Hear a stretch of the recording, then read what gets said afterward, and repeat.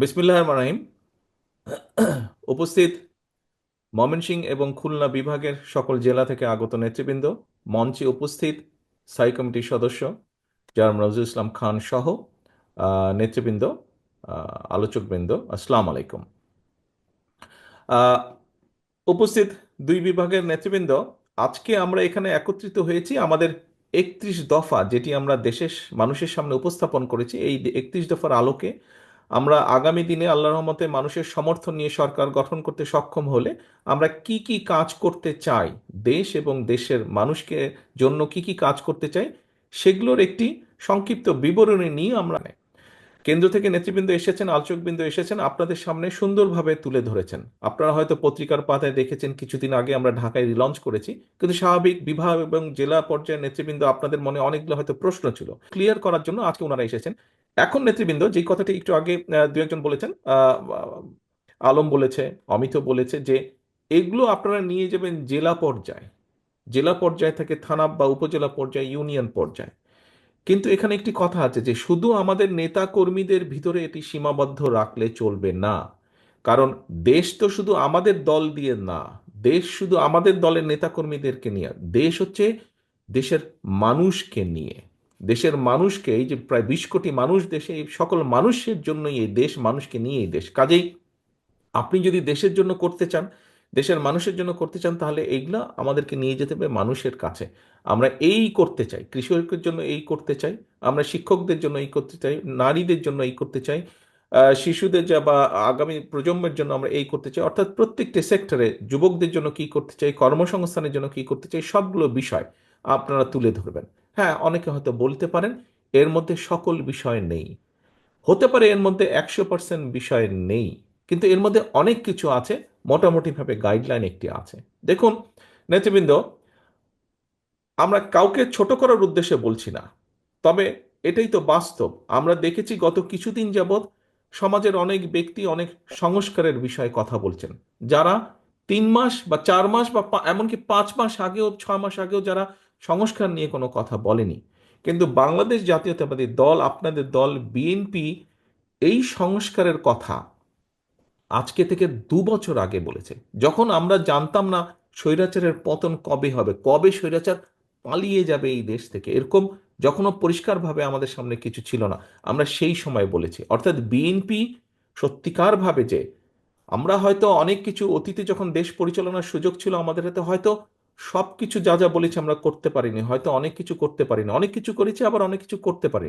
কিন্তু তারপরেও বিএনপি যে দেশের কথা চিন্তা করে, দেশের মানুষের কথা চিন্তা করে, এবং চিন্তা করেই যে এই যে 31 দফা বা সংস্কার প্রস্তাব দিয়েছে 2 বছর আগে, এটাই প্রমাণ করে যে বিএনপি দেশ এবং দেশের মানুষের কথা চিন্তা করে। আপনারা যদি পত্রপত্রিকার মধ্যে খেয়াল করে থাকেন, দেখবেন আজকে তো আপনারা নিজেরাই শুনলেন, দেখলেন, আলোচনা করলেন। নিশ্চয়ই আপনারা যদি একটু চিন্তা করে দেখেন যে গত 1.5 2 মাস 3 মাস ধরে যারা অনেকে সংস্কারের কথা বলছে, আমরা এই 31 দফার ভিতরে যা যা বলেছি, কম বেশি তারা কিন্তু সেই কথাগুলোই বলছেন, এর বাইরে খুব একটা যাবার কোনো রাস্তা নেই। আমরা এই 31 দফাটা প্রথমে 27 দফা হিসাবে দিয়েছিলাম। তার পরবর্তীতে আমাদের সাথে যে সকল রাজনৈতিক দল আন্দোলন করেছেন, যারা আন্দোলন আমাদের সাথে করেছে, সকল গণতান্ত্রিক রাজনৈতিক দল, যারা স্বৈরাচারের পতন চেয়েছে, যারা একটা বাংলাদেশ গঠন করতে চেয়েছে নতুনভাবে, সুন্দরভাবে, সেই সকল রাজনৈতিক দলকে সাথে নিয়ে আলোচনা করে পরবর্তীতে আমরা এটিকে 27 থেকে 31 দফায় নিয়ে এসেছি। কাজেই এই 31 দফা কিন্তু শুধু যে বিএনপির দফা তা না। আমাদের সাথে সমমনা বা যেভাবেই বলি না কেন আমরা, আমাদের সাথে যে রাজনৈতিক দলগুলো ছিলেন, অর্থাৎ বাংলাদেশের পক্ষের সকল গণতান্ত্রিক দলগুলোর চিন্তার ফসলই হচ্ছে এই 31 দফা। অর্থাৎ নট অনলি বিএনপি, এর সাথে আরো বহু রাজনৈতিক দলের চিন্তা সমন্বয় ঘটেছে এই 31 দফার মধ্যে। এখন প্রিয় সহকর্মীবৃন্দ, এই 31 দফা আমাদেরকে নিয়ে যেতে হবে, এটার পক্ষে মানুষের সমর্থন আমাদেরকে আদায় করতে হবে। এই কাজটি আপনাদেরকে কষ্ট করে এই কাজটি করতে হবে। শুধু এই চার দেওয়ালের ভিতরে আজকে 31 দফা রেখে দিলে চলবে না। আপনাদেরকে নিজের, আমরা কেন্দ্র থেকে করেছি, আপনাদেরকে এখানে আজকে কিছু একটি বক্সের মধ্যে কিছু লিফলেট দেওয়া হয়েছে, বইগুলো দেওয়া হয়েছে। এটি যথেষ্ট নয়, এটি যথেষ্ট নয়। আপনাদেরকে সাথে আমরা জেলা নেতৃবৃন্দের কাছে কেন্দ্র থেকে পেন ড্রাইভে করে দিয়ে দেওয়া হচ্ছে সফট কপিটি। আপনাদের কাছে অনুরোধ থাকবে, আমরা কিছু আপনাদেরকে দিয়েছি টোকেন হিসেবে, বাকি আরো অনেক লাগবে, সেটি কষ্ট করে আপনাদেরকে প্রিন্ট করতে হবে।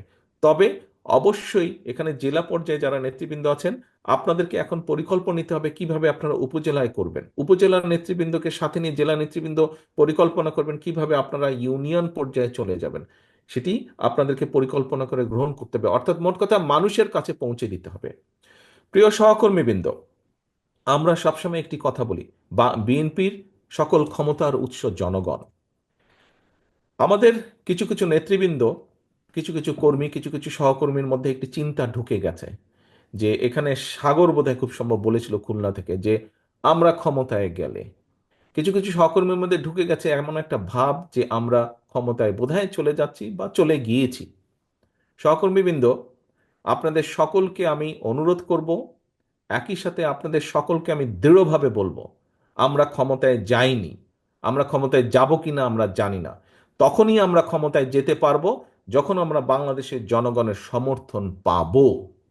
কাজেই জনগণের সমর্থন পাবো, এখন জনগণের সমর্থন আমাদেরকে আদায় করতে হবে। জনগণের সমর্থন যদি আদায় করতে হয়, এখানে আপনারা আজকে যারা উপস্থিত আছেন, আপনাদের সকলকে কিন্তু আমরা এখানে আজকে আমন্ত্রণ জানিয়েছি একজন নেতা হিসাবে। হতে পারেন আপনি একজন জেলার নেতা, হতে পারেন উপজেলা, বা হতে পারেন ইউনিয়ন পর্যায়ে নেতা, কিন্তু আপনি নেতা বলেই কিন্তু আজকে এখানে আপনাকে দাওয়াত দেওয়া হয়েছে। এবং সেজন্যই নেতা, আপনার কথা, আপনার কাজ, আপনার উঠা বসা, আপনার চলাফেরা সব কিছুর উপর নির্ভর করছে বিএনপির আগামী দিনের ভবিষ্যৎ। বিএনপির আগামী দিনের ভবিষ্যৎ। আপনি বিএনপিরই হন না কেন, আপনি ছাত্র দলেরই হন না কেন, আপনি যুবদল, স্বেচ্ছাসেবক, কৃষক দল, মহিলা দল, যেই দলের নেতাই হয়ে থাকুন না কেন, আপনাকে মানুষ এক বাক্যে চিনে বিএনপি হিসাবে। কাজেই আমাদের আগামী দিনের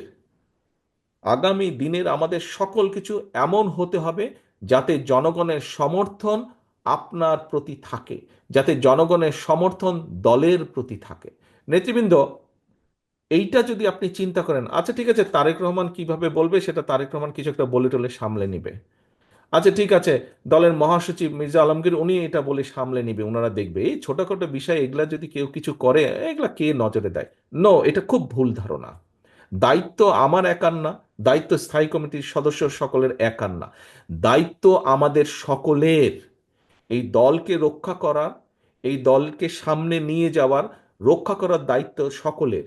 আমি কেন্দ্রে আছি, আমি কেন্দ্র থেকে আমার দায়িত্ব পালন করব। আপনি উপজেলা লেভেল, জেলা লেভেল বা ইউনিয়ন লেভেলে আছেন, সেখানে আপনি একজন নেতা হিসাবে আছেন। আপনি যেই মূল দল সহ, যেই অঙ্গ সহযোগী সংগঠনই হন না কেন, আপনাকে আপনার দায়িত্ব পালন করতে হবে।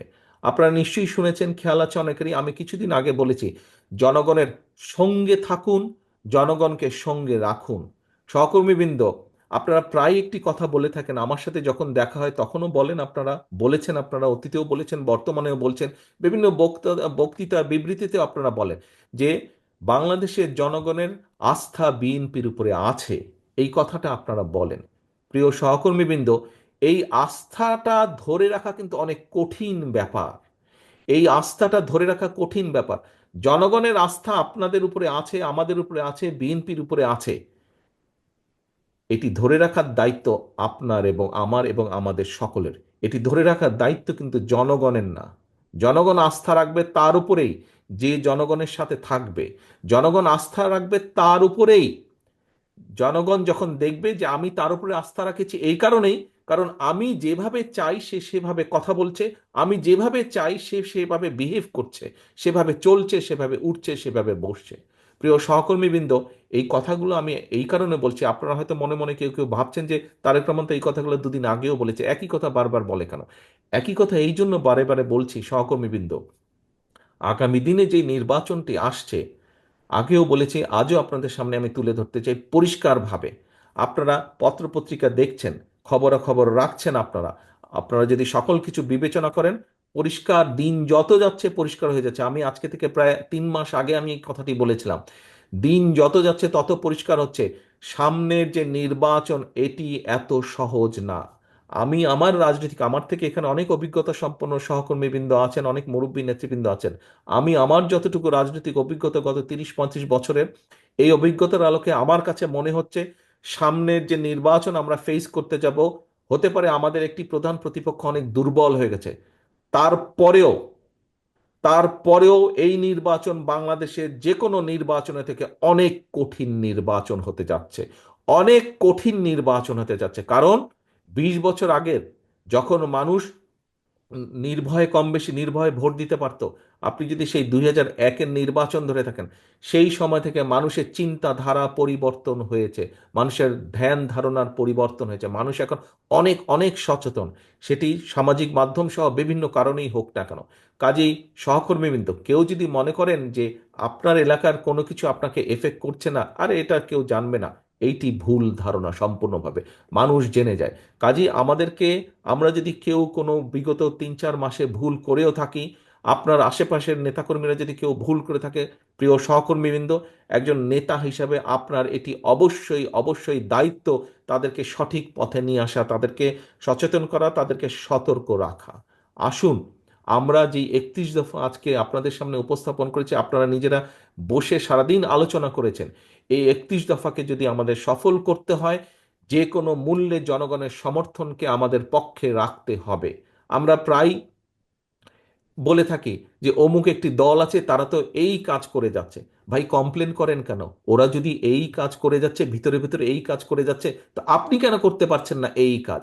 আপনাকে আপনার দলের পক্ষে পরিকল্পনা নিতে হবে, আপনাকেও কাজ করতে হবে, কমপ্লেন করা চলবে না। তারা যদি ভিতরে ভিতরে কাজ করে, তারা যদি মহিলাদের জন্য ভিতরে কাজ করে, তারা যদি ছাত্রছাত্রীদের ভিতরে কাজ করে, তারা যদি সমাজের বিভিন্ন মানুষের ভিতরে কাজ করে, তাহলে আপনাদেরকে আপনার দলের পক্ষ থেকে পরিকল্পনা নিতে হবে। আপনাকে তো কেউ আটকে রাখছে না।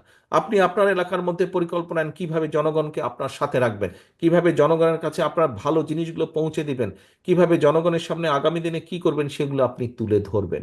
প্রিয় সহকর্মীবৃন্দ, এই সকল কিছু, আজকের সকল আয়োজন, এই যে আপনারা কথা বললেন, বক্তব্য রাখলেন, আমি আপনাদের সাথে কথা বলছি, সকল কিছুর লক্ষ্য এবং মূল উদ্দেশ্য বা মূল লক্ষ্যই হচ্ছে জনগণের সমর্থন আমাদের পক্ষে রাখা, এবং একই সাথে আমাদের যে পরিকল্পনাগুলো, সেই পরিকল্পনাগুলো যাতে আমরা বাস্তবায়ন করতে পারি। সহকর্মীবৃন্দ, আজকে যদি আমাদের কথাবার্তা, উঠা বসা, চলন বলনে যদি কোনো রকম এমন কিছু ঘটে যেখানে আমরা জনগণের আস্থা বিশ্বাস হারাতে পারি, তাহলে সারাদিন এই আলোচনা করে কি লাভ হলো? সারাদিন তো আলোচনা করে কোনো লাভ হলো না। এই আলোচনাকে যদি সফল করতে হয়, আমাদেরকে এই 31 দফার সব কিছু যেরকম জনগণের মাঝে নিয়ে যেতে হবে, একই সাথে আমাদেরকে যে জনগণের, আমাদের প্রতি যে জনগণের আস্থা, সেটিকে আমাদের যে কোনো মূল্যে ধরে রাখতে হবে, যে কোনো মূল্যে ধরে রাখতে হবে। আসুন, যেহেতু আমরা বলি যে আমরা আমাদের সকল ক্ষমতার উৎস জনগণ, যদি সত্যি আমরা এটা বিশ্বাস করে থাকি, তাহলে আমাদেরকে সেভাবেই আজকে থেকে চলতে হবে। প্রিয় সহকর্মীবৃন্দ, আমি আশা করব যে আজকে আপনারা সারাদিন ব্যাপী যে কষ্ট করেছেন, সারাদিন ব্যাপী যে আলোচনা করেছেন, এটিকে এই ঘরের মধ্যে সীমাবদ্ধ দয়া করে রাখবেন না। এটিকে জনগণের ঘরে ঘরে ঘরে পৌঁছে দিতে হবে। এবং আমি দৃঢ়ভাবে বিশ্বাস করি, বিগত 17 বছর স্বৈরাচারের বিরুদ্ধে আপনারা সংগ্রাম করে যেভাবে টিকেছিলেন, কাজেই তার থেকে অনেক সহজ হবে এই কাজটাকে জনগণের ঘরে পৌঁছে দেওয়ার জন্য। এত কঠিন একটি পথ যদি আপনার পাড়ি দিয়ে আসতে সক্ষম হয়ে থাকেন, তাহলে এই যে আজকে একটু কষ্টের করেই আমরা কিন্তু জনগণের মধ্যে আমাদের এই 31 দফাকে নিয়ে যেতে পারি। এই কাজটি খুব সহজেই আপনারা করতে সক্ষম হবেন সকলকে সাথে নিয়ে। প্রিয় সহকর্মীবৃন্দ, আপনাদের সকলকে আবারও ধন্যবাদ জানাচ্ছি আজকে সারাদিন এই আলোচনায় অংশগ্রহণ করার জন্য, এবং আমাদের সব একজনের সাথে আরেকজনের মতামত বিনিময় করার জন্য। পরিশেষে একটাই কথা বলবো, জনগণকে সঙ্গে রাখুন, জনগণের সঙ্গে থাকুন, জনগণের সাথে থাকুন, জনগণকে সাথে রাখুন। সকলে ভালো থাকবেন, সুস্থ থাকবেন। আল্লাহ হাফেজ। বাংলাদেশ জিন্দাবাদ। বাংলাদেশ জাতীয়তাবাদী দল জিন্দাবাদ। আসসালামু আলাইকুম।